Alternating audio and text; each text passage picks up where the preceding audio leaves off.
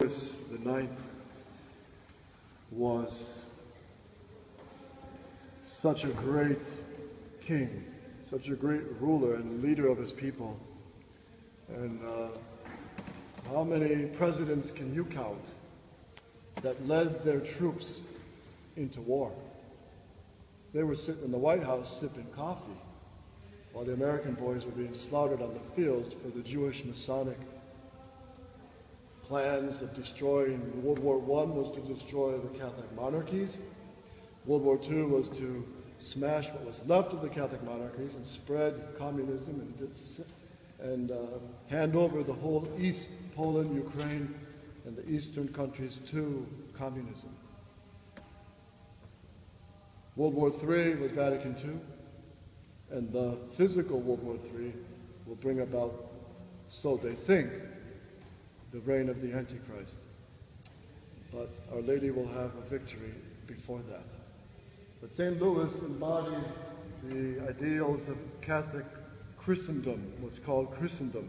That is the Catholic state. The Catholic state which protects the true religion that Christ established. How do you know the true religion? Because Muslims will say, well, we're the true religion. Protestants will say, well, we're the true religion. Mormons will say, we're the true religion. Well, how do you know McDonald's? By the golden arches. How do you know Subway? By the lettering. How do you know Pizza Hut? By the way of the sign. How do you know the one true church? By 4 signs. One in doctrine. That is the same from the apostles, the fathers of the church, of all time, of all the councils of the church. We cannot change nor compromise or water down or evolutionize the doctrine.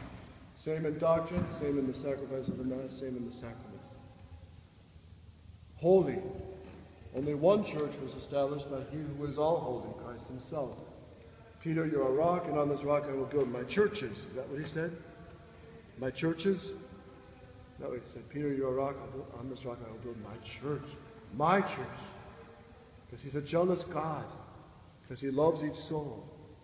And He doesn't want one soul lost. But He says, my church, because it's my sheepfold, it's my flock, it's my wheat field to send the laborers. So the church is holy because its founder is holy, and it gives the sacraments that makes us holy by Christ's blood. Christ's blood applied in baptism, Christ's blood applied in the confessional, washes the soul from the stain of sin, and frees the soul from eternal damnation, which inherits by mortal sin, and frees the soul from the chains of the devil. And the devil is most cruel and drives his slaves to despair, discouragement, and to sadness, because the devil is eternally sad. So the 4 marks: 1, holy; Catholic, meaning for all nations, all peoples, all colors. That's why the Catholic missionaries, especially these Franciscans who were Spanish, came to convert these pagan Indians to the faith. And apostolic, meaning built on the apostles, all the 12 apostles, minus Judas, plus St. Matthias, all the 12 apostles, they sealed the true doctrine and what they saw in their own blood. And St. Peter and the apostles, St. John and James, they were hard-working fishermen.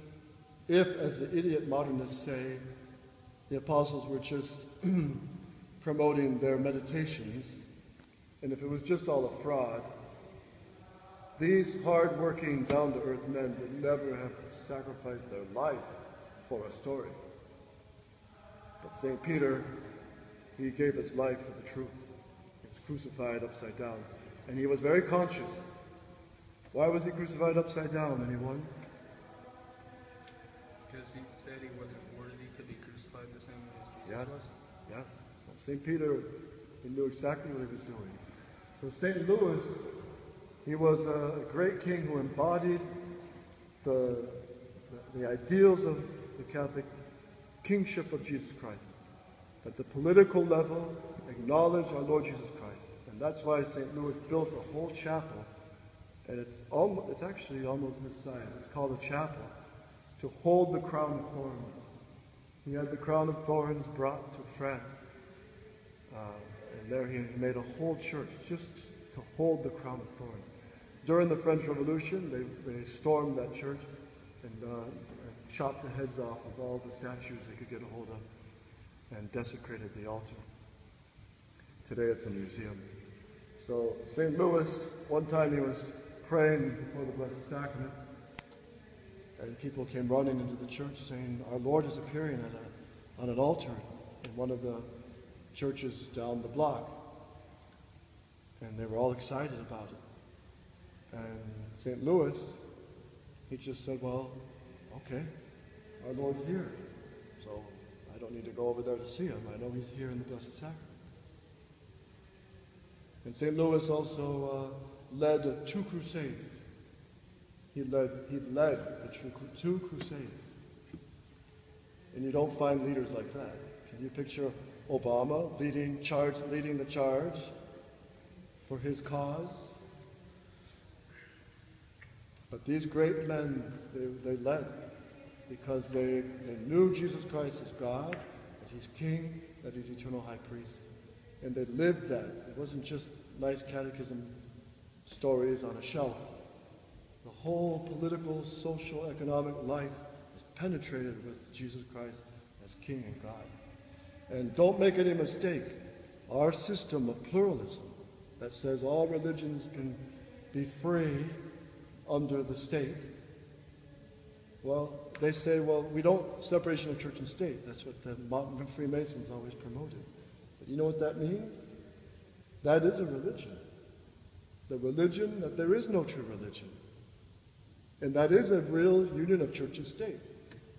The state is united to a religion that's religionless. And as Pope Leo XIII said, indifferentism leads to atheism. The indifferentist state that says all religions can spread and have freedom to propagate their false errors leads logically to the atheistic state. And that's what we got now.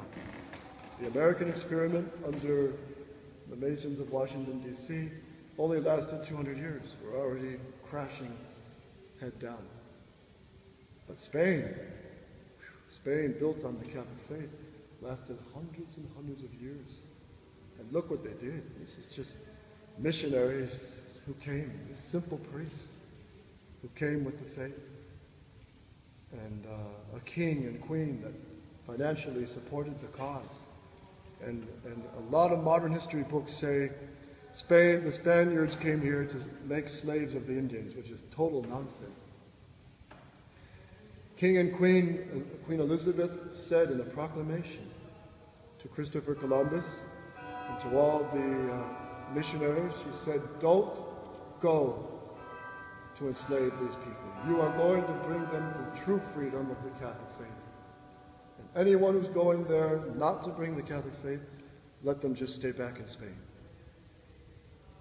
So that was the declared mission of the kings and queens of Spain. It's glorious. It's really tremendous. Imagine Obama financing priests to go in to bring the Mass and bring the sacrifice and the sacraments to pagans in Africa. So that's the glory. So St. Louis, the King of France, he embodies the glory of Christendom. Such a great, great man. And there are very few anymore. They are not to be found anymore, unless we have men that are as rooted in the faith as these men were. So we will go now to lunch, and I'll give you a blessing. And remember to conditionally genuflect. With the new Mass, you never know if it's valid or not. Just genuflect, just in case our Lord is there. Benedictio Dei omnipotentis, Patris, et Filii, et Spiritus Sancti, descendat super vos, et manes semper.